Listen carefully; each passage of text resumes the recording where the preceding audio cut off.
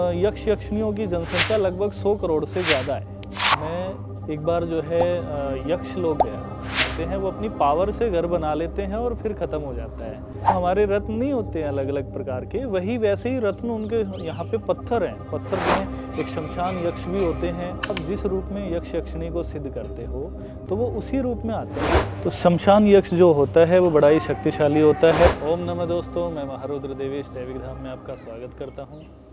आज हम आपको एक अनोखे सफ़र पे ले जाना चाहते हैं।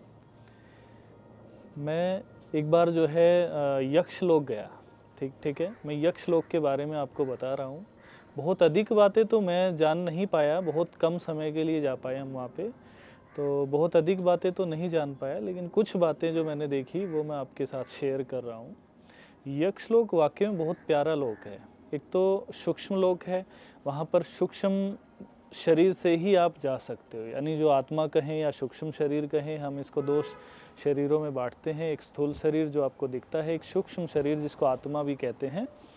तो हम सूक्ष्म शरीर से ही जा सकते हैं। दूसरा, अगर किसी यक्षिणी, यक्ष या यक्षराज श्री कुबेर जी महाराज की कृपा हो, तभी उनके साथ ही आप वहाँ पे जा सकते हो। ठीक है, वहाँ पर जब हम गए तो एक अलग ही नज़ारा था। वहाँ भी पेड़ पौधे आदि होते हैं, ज़मीन, समंदर भी है वहाँ पे, नदियाँ भी हैं, सब कुछ है, लेकिन घर आदि नहीं है।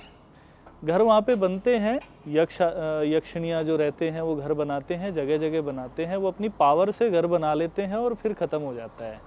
जब उनको सोना होता है रात को तो वो घर बनाते हैं, वहाँ पे सो जाते हैं, सुबह उठते हैं, वो ख़त्म कर देते हैं, फिर घूमते हैं, अलग अलग जगह पे घूमते रहते हैं। बड़ा ही प्यारा लोक है। दरअसल उनकी ज़मीन जो है वो चमकीली है। एक ज़मीन बिल्कुल ही अलग है हमारी ज़मीन से, उनका पत्थर बिल्कुल अलग है। हमारे पत्थर से 100 गुना ज़्यादा मतलब शक्तिशाली, ताकतवर, अच्छा, चमकीला। और उनके पत्थर, हमारे जैसे पत्थर, हम नॉर्मल जो पत्थर होते हैं वो पत्थर उनके वैसे नहीं हैं। वे भी हम जो देखेंगे तो ऐसा लगेगा कि वे रत्न है कोई। ठीक है, जो हमारे रत्न नहीं होते हैं अलग अलग प्रकार के, वही वैसे ही रत्न उनके यहाँ पे पत्थर हैं, पत्थर बहुत सारे। अच्छा, उनके यहाँ पे मोती बहुत पहनते हैं। वहाँ पे मोती होते हैं, मोती बहुत आकर्षक अच्छे होते हैं। वे मोती पहनते हैं, मोती पहनने का शौक़ रखते हैं, लेकिन बहुत ज़्यादा आभूषण आदि नहीं पहनते, क्योंकि ये रत्न हमारे यहाँ जो हमारे यहाँ प्रीसियस हैं, मतलब मिलते ही नहीं है, बहुत महंगे हैं, अच्छे हैं। उनके वहाँ तो वैसे ही गिरे हुए हैं जगह जगह, तो उनका शौक़ नहीं है उन चीज़ों का, तो वे नहीं पहनते। स्वर्ण उनके वहाँ पहना जाता है, कुछ स्वर्ण की हार वगैरह पहन लेते हैं, मालाएं पहन लेते हैं मोतियों की, बस इतना ही पहनते हैं, कोई ज़्यादा नहीं। सुंदर होती हैं वे, स्त्री और पुरुष, यक्षिणियाँ और यक्ष दोनों होते हैं। उनके बच्चे भी होते हैं। शादियाँ नहीं करते अक्सर, कोई कोई शादियाँ कर लेते हैं, दूसरे हमारे यहाँ पे आते हैं तो उनको यहाँ का विधान अच्छा लगता है तो वे शादी कर लेते हैं, नहीं तो वचन के जरिए वे निभाते हैं अपना रिश्ता, साथ रहते हैं। यक्ष यक्षिणी साथ रहते हैं, उनका बच्चा भी होता है, वो बड़ा होता है। जब आप जिस रूप में यक्ष यक्षिणी को सिद्ध करते हो तो वो उसी रूप में आते हैं। जैसे दोस्त के रूप में अगर चाहते हैं, ठीक है, पुत्र के रूप में चाहेंगे तो छोटा आएगा कोई, ठीक है, दोस्त के रूप में चाहते हैं तो आपकी हम उम्र का, जैसे कोई छोटा बच्चा अगर किसी को सिद्ध कर रहा है तो छोटा बच्चा ही आएगा उसके लिए। फिर वे कभी भी आ सकते हैं, यहाँ पे जा सकते हैं वापस। सूक्ष्म रूप में होते हैं, तुरंत चले जाते हैं, तुरंत आ जाते हैं। वहाँ पर जाते समय जो है एक बार तो सब कुछ ब्लैंक हो जाता है, फिर उसके बाद जब वहाँ पहुँचते हो अचानक से सब दिखता है, सब नज़र आ जाता है। ठीक है, कुबेर जी महाराज वहाँ के यक्षराज हैं, यक्षों के राजा हैं। वहाँ का सब संचालन आदि सब वही करते हैं। वहाँ पे महल आदि बनाते हैं तो वे बनते हैं, और मैंने बताया वो ख़त्म हो जाते हैं, काम जैसे पड़ता है उसके बाद वो ख़त्म हो जाते हैं। ऐसे उनके पास अद्भुत शक्तियाँ होती है। कुछ यक्ष और यक्षिणियाँ तो बहुत शक्तिशाली होते हैं, उनके पास गजब की शक्तियाँ होती हैं। वे जल्दी से नहीं आते धरती पर, ना ही किसी को सिद्ध होते हैं, वे अलग ही रहते हैं बिल्कुल। ठीक है, बहुत सारे यक्ष यक्षिणियाँ ज़्यादातर नॉर्मल होते हैं, जिनमें सामान्य मतलब समान शक्तियाँ होती हैं। कुछ जो है बहुत चैम्पियन होते हैं, बहुत अच्छे होते हैं। यक्ष यक्षिणियाँ भी दोनों प्रकार के देखे गए, अच्छे भी और बुरे भी। जैसे हमारे यहाँ भी होते हैं, ऐसे ही वहाँ पे भी अच्छे भी और बुरे भी दोनों प्रकार के होते हैं। यक्ष यक्षिणियों में अगर मान लो कोई वैसी होती हैं, सुंदर ही होती हैं वैसे तो, हमारी जैसे यक्षिणियाँ भी वहाँ पे, जैसे हमारी यहाँ पे स्त्रियाँ हैं वहाँ पे वे भी सुंदर होती हैं ऐसी। ठीक है, और वे सुंदर बन भी सकती हैं। कई यक्षिणियाँ सुंदर बन के आती हैं। जैसे हम सिद्ध करते हैं तो वो आती हैं तो बहुत अधिक सुंदर बन जाती हैं। वो उतनी सुंदर अगर होगी नहीं तो भी वो उतनी ज़्यादा सुंदर बन जाएगी, बहुत अच्छी सुंदर बन सकती है अपनी शक्तियों के ज़रिए। अगर कोई बूढ़ी भी आती है तो भी वो बहुत सुंदर बन सकती है। इनकी आयु बहुत होती है। अभी जब मैं बात कर रहा था उनसे, कुबेर जी से, कुबेर जी महाराज ने बताया कि अभी यक्ष यक्षिणियों की जनसंख्या लगभग 100 करोड़ से ज़्यादा है इस समय वहाँ पे उस लोक में। यक्ष यक्षिणियों की शक्तियाँ अलग जो है, वे जो शक्ति हैं उनकी जनसंख्या हमारी जनसंख्या के मुकाबले उनकी 100 करोड़ से ज़्यादा जनसंख्या है।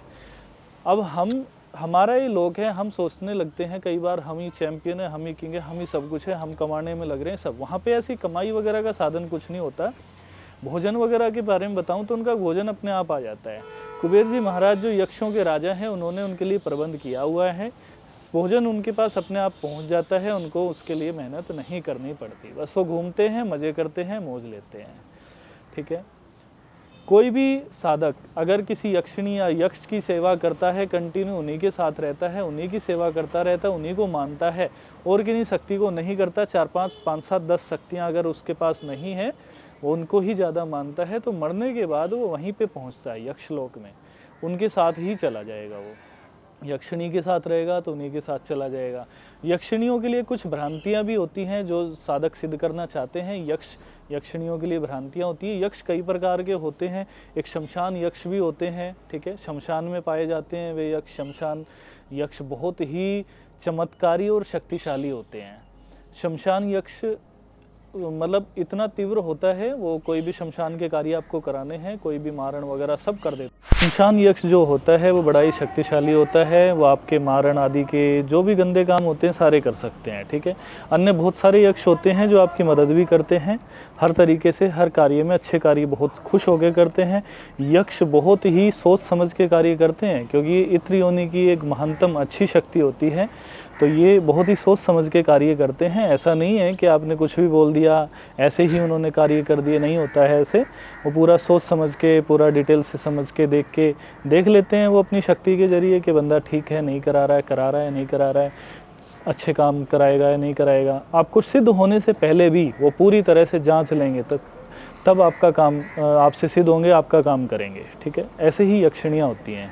यक्षिणियों की लोगों को विचार में रहता है कि यक्षिणियाँ कई बार पत्नी को, परिवार को नुकसान पहुंचा देती हैं, उन्हें मार देती हैं या कुछ कर देती हैं। ऐसा सत्य नहीं है पूरी तरह।